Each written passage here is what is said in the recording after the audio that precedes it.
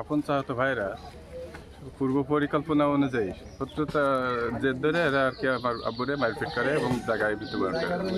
জায়গা সংক্রান্ত ছোটোখাটো গণ্ডগোল ছিল, কিন্তু আসলে এই গণ্ডগোলটা মূলত আসলে মারামারি হওয়ার মতো কোনো ইয়ে না। তারপরেও এরা পূর্ব পরিকল্পনা অনুযায়ী এরা আগের দিন কয়েক জায়গায় কথাবার্তা বললা সে যাইতে আমরা নিউজ পাইছি যে এরা পূর্ব পরিকল্পনা অনুযায়ী এরা এসে মারামারি এটা করছে।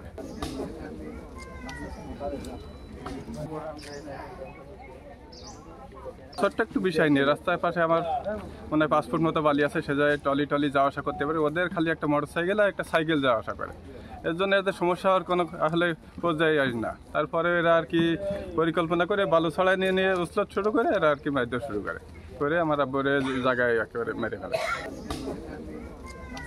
ঘটনাটা ঘটছিল গত 6 আগস্ট।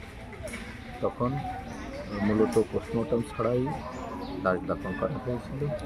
একটা মামলার তদন্তের ক্ষেত্রে পোস্টমর্টম, বিশেষত হত্যা মামলার ক্ষেত্রে পোস্টমর্টম খুবই জরুরি। আসলে ঘটনা কী সেটা নির্ণয় করার জন্যই পোস্টমর্টম করার জন্য পুনরায় আবার লাশ উত্তোলন করে পোস্টমর্টমে পাঠানো হলো। এখন তদন্তাধীন আছে মামলা, তদন্তে যা আসে সেভাবে আমরা যাব।